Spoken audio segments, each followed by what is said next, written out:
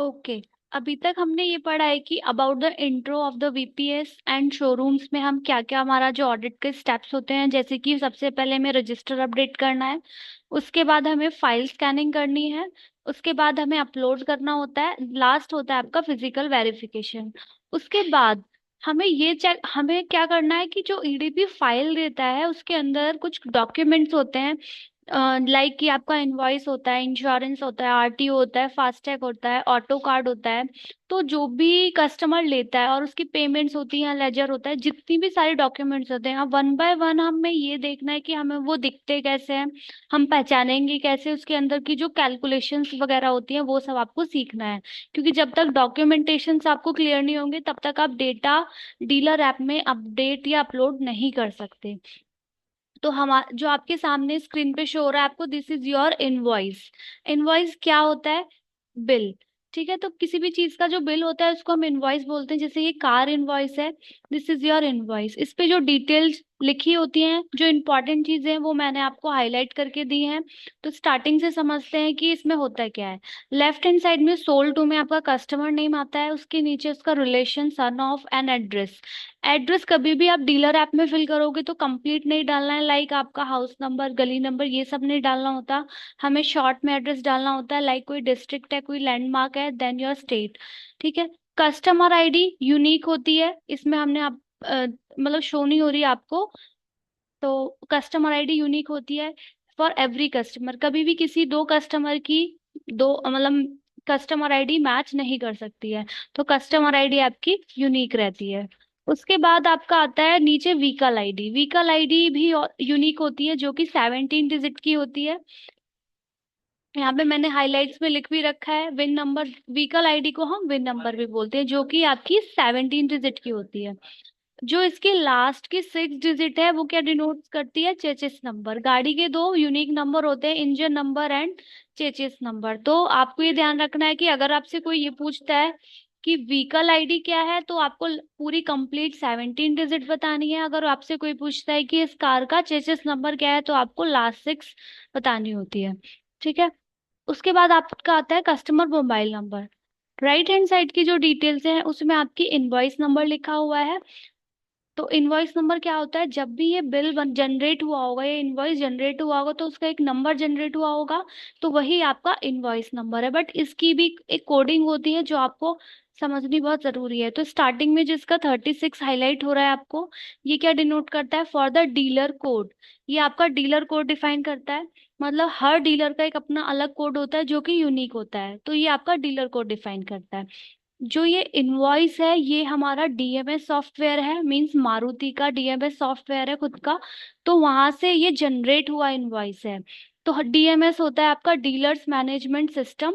ठीक। तो उसमें क्या है कि आपको कैसे पता चलेगा कि जो इनवॉइस है ये डीएमएस सॉफ्टवेयर से जनरेटेड है या किसी अदर सॉफ्टवेयर से जनरेटेड है? तो उसकी जो यूनिकनेस होती है वो होती है आपके इनवॉइस नंबर में VSL, व्हीकल सेल्स लेजर। वो आपको मैंने नोट भी करवा रखा है यहाँ पे, VSL की फुल फॉर्म। ठीक है। उसके नीचे जो आता है आपका आता है इनवॉइस डेट। जिस डेट पे ये इनवॉइस बना होगा वो डेट होती है आपकी इनवॉइस डेट। हमारे ऑडिट की 3 डेट है जो आप सभी के लिए इंपॉर्टेंट है। एक होती है आपकी बुकिंग डेट, जब एक कस्टमर अपनी कार बुक कराता है, this is your booking date.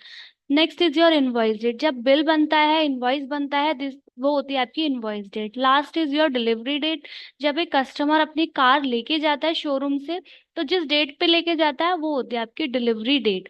But invoice पे आपको सिर्फ 2 डेट शो करती हैं, invoice date and your order date. Order date and booking date both are same. उसके बाद नीचे आता है आपका मॉडल। अब कस्टमर ने मारुति वैगनार ली है, उसके सामने डेबिट अमाउंट के नीचे जो आपको अमाउंट शो हो रहा है वो आपका बेस प्राइस है, this is your base price. And ये जो क्रेडिट साइड शो हो रहा है, this is your all discounts.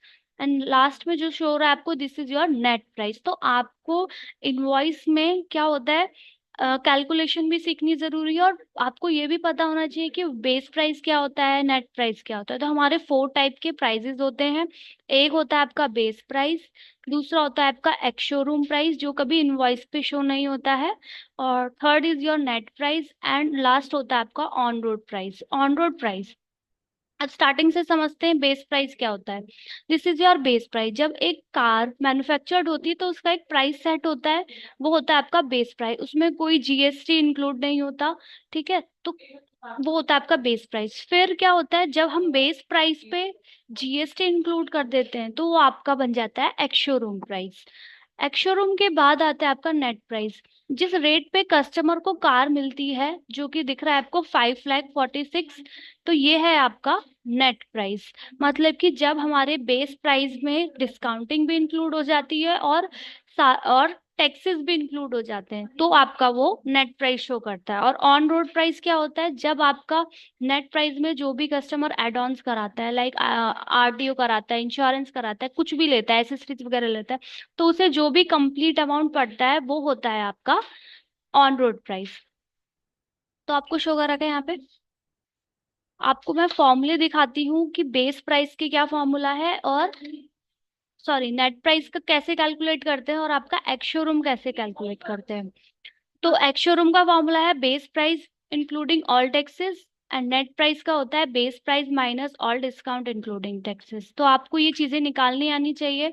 तो अगर आपको एक्स शोरूम निकालना है तो उसका फॉर्मूला है कि सबसे पहले बेस प्राइस लेना है अपने, उसके बाद उसमें मल्टीप्लाई करना है टोटल टैक्स। आपको कितना टोटल टैक्स शो हो रहा है यहाँ पे, 14 14 + 1 29%। तो आपको बेस प्राइस मल्टीप्लाई 29% डायरेक्टली नहीं करना है, 1 पॉइंट लेना जरूरी है। फॉर अगर आपको 100% वैल्यू चाहिए तो आपको 1 पॉइंट लगाना है इन एवरी कैलकुलेशन। जैसे इसमें 29% है तो 1.29 लेना है। अगर यहाँ पे 45% टैक्स होता टोटल तो 1.45 लेना है। ठीक है, तो 1 पॉइंट इज कंपल्सरी। तो आपको जब भी करोगे आप तो बेस प्राइस लेना है मल्टीप्लाई 1.29, तो आपका एक्स शोरूम आता है। और सेकंड होता है आपका नेट प्राइस। नेट प्राइस निकालने के लिए बेस प्राइस लेना है, उसमें से ये सारे डिस्काउंट लेस करने हैं जो आपको स्क्रीन पे शो हो रहे हैं। फिर जो भी अमाउंट आएगा, आपका जो अमाउंट आएगा वो आएगा ये 4,326,620, ये आएगा, एसेसेबल वैल्यू आएगी।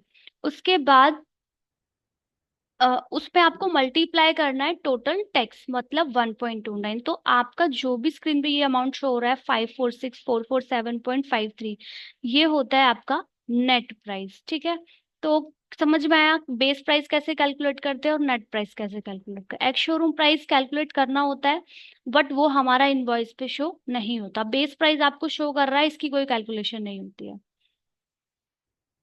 तो इनवॉइस क्लियर है सभी को, और इसमें जो इंपॉर्टेंट चीजें हैं वो आपको समझनी है।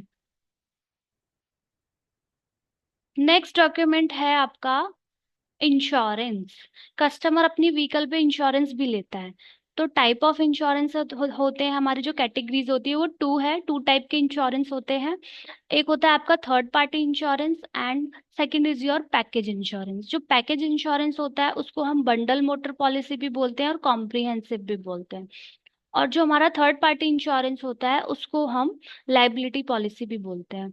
तो आपको ये समझना है कि इन दोनों में डिफरेंस क्या है।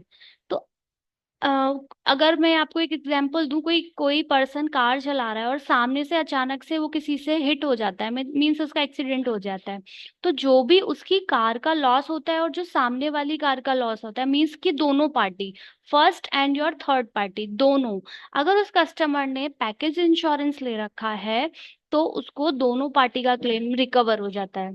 ठीक है, बट इन थर्ड पार्टी, अगर आपने थर्ड पार्टी ले रखा है तो आपको अपनी अपनी गाड़ी का क्लेम रिकवर नहीं होगा, सिर्फ और सिर्फ थर्ड पार्टी का क्लेम रिकवर होगा जिसको आपने हिट किया है। तो दिस इज योर डिफरेंस कि थर्ड पार्टी क्या होता है एंड पैकेज क्या होता है। बट आप कैसे आइडेंटिफाई कर पाओगे कि जो ये सामने इंश्योरेंस शो कर रहा है आपको वो आपका थर्ड पार्टी है या फिर पैकेज इंश्योरेंस है। इसमें मैंने हाइलाइट्स भी करके दिया है कि कैसे पता लगेगा। पीरियड ऑफ पॉलिसी से, अगर बंडल मोटर पॉलिसी लिखा है तो पैकेज है।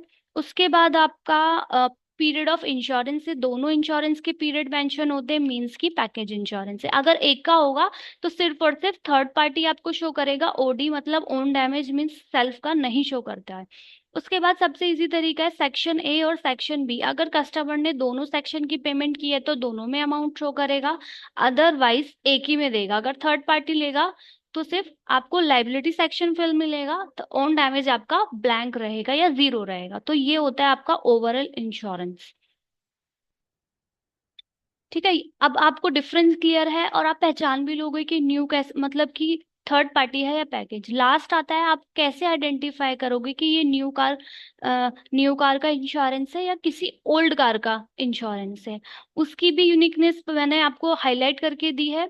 रजिस्ट्रेशन नंबर, जहां भी इंश्योरेंस में आपको रजिस्ट्रेशन नंबर न्यू मिलता है, इट मीन्स कि वो न्यू कार इंश्योरेंस होता है, क्योंकि जब कार न्यू कार होती है तो उसका एकदम नंबर नहीं मिलता है, टाइम लगता है, तो उसलिए हमेशा इंश्योरेंस पे न्यू ही रहता है।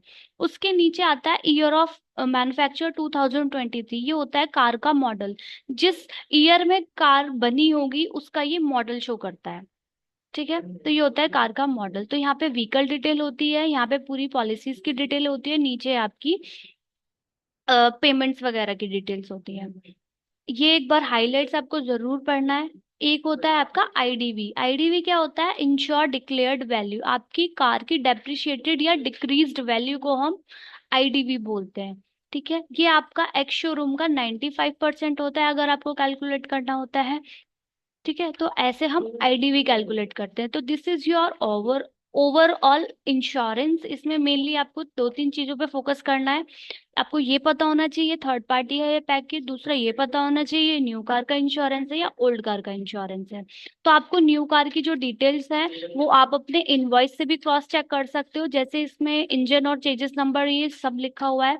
तो ये चीजें आप क्रॉस चेक कर सकते हो इनवॉइस से, वहां से मैच करता है, इंट मीन्स की वो करेक्ट इंश्योरेंस है। ठीक है, ये होता है आपका ओवरऑल इंश्योरेंस।